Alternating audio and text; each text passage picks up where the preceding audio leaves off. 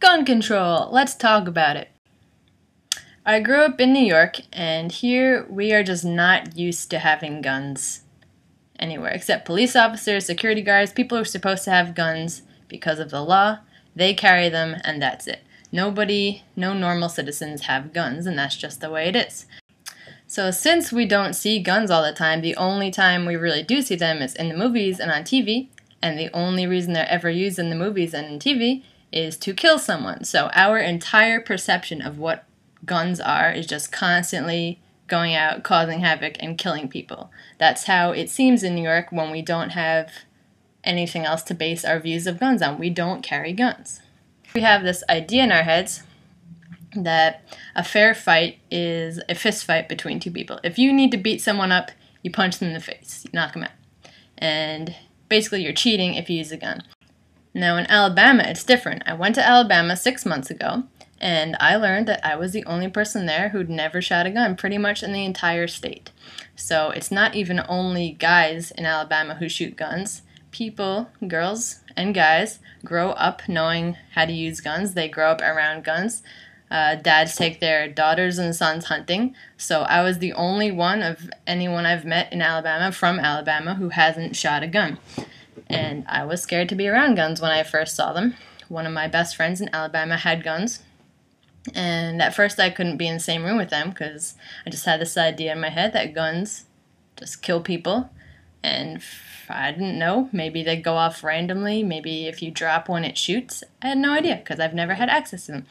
So it took a couple months for me to feel safe in a room with an unloaded gun. And that's kind of ridiculous. I got to the point eventually where I learned how to shoot. I learned what a magazine is. Apparently it's not just something with celebrities and their inside scoops. After that amount of conditioning, 6 months of being around guns, I'm perfectly fine in a room with guns. And in fact, I feel safer now in a room with guns than in a room without guns. So I spent maybe 22 years of my life never being around guns, so they seemed scary to me. 6 months, I got over that fear, and now I feel a lot safer with a gun in the room. So as a girl, my worst nightmare, and I imagine a lot of girls, this would be the same way, is being attacked and not being able to defend myself. That would be the scariest thing in the world for me, and that would be absolutely terrible. I'm trained in self-defense. In high school, I took classes for years.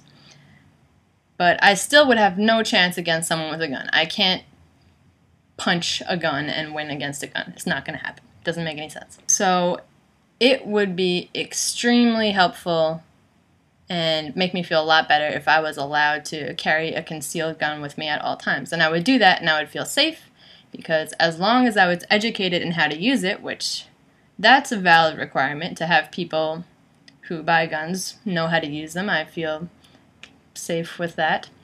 As long as I know how to use it, then it wouldn't go off randomly in my pocket, and I wouldn't shoot random people because I'm not a criminal, not a bad person, and I would only use it for self-defense. The only times I would ever use a gun to shoot somebody are the same times I would use my fists or a knife. I keep a knife by my bed at night, just in case. They would work better than my fingernails, I assume, or my teeth. I would only use it in self-defense if someone was extremely dangerous, if someone was hurting me or my family or my friends, then I would shoot them and kill them.